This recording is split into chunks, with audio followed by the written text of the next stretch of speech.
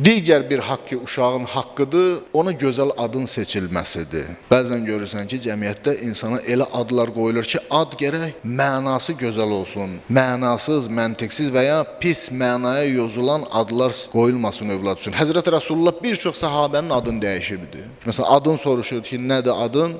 Adam deyəndə ki, məsələn, mənası bədbəxt, adım bədbəxtdir, Allah Rasulunun adını dəyişərdi, Səid qoyardı ki, xoşbəxt. Əmir əl-Mömin əleyhissalam buyurur ki, övladın, valideyn üzərində 3 haqqı var. Biri budur ki, ona gözəl ad versin, ona gözəl ədəb öyrətsin və ona Qurani Kərim öyrətsin.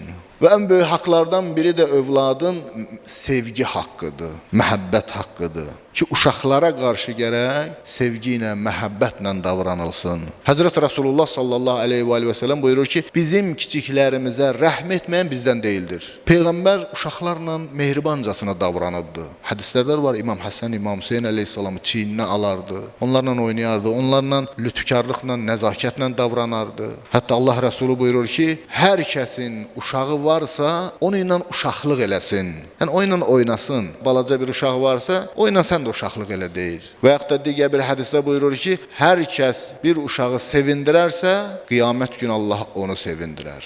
Övladın rəhmətə, mərhəmətə, şəfqətə ehtiyacı var. Valideyn bu mərhəməti, bu şəfqəti gərək göstərsin ki, uşaq o ehtiyacını təmin edə bilsin. Əgər valideynindən uşaq həmin o mərhəmət, şəfqət hisslərini təmin edə bilməyəcəksə, başqa yerdə axtaracaqdır. Başqa yerdə artıq mərhəmət axtarmaya başlayacaqdır. Bir gün Həzrət Rasulullah sallallahu aleyhi və səlləm əyləşmişdi.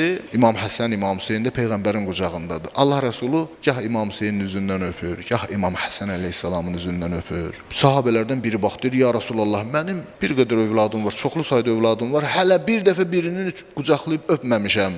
Allah Rəsulü buyurdu ki, əgər sənin qəlbində mərhəmət yoxdursa, mən nə edim? Mərhəmət göstərilməsi lazımdır övladı. Bu, uşağın haqqıdır. Və ən böyük haqlardan biri də budur ki, uşaqlar arasında ədalətə riayət olunsun. Mərhəmətdə ədalətə riayət olunsun, sevgidə ədalətə riayət olunsun. Bərabər baxmalısınız uşaqlarınıza. Birini digərindən üstün tutmamalısınız. Hətta hədislərimizdə də var ki, hədiyyə alanda belə birini digərindən üstün tutma. Amma bir qism hədislərdə var ki, əgər hədiyyəni verəndə hansınsa üstün tutacaqsansa, çalış qız övladı üstün tut. Birinci qız övladına hədiyyəni təqdim elə, sonra oğlan uşağına hədiyyəni təqdim elə. Qız uşağın valideyninə bağlılığı daha artıqdır. Xüsusilə də ataya məhəbbəti, mehr məhəbbəti daha çoxdur.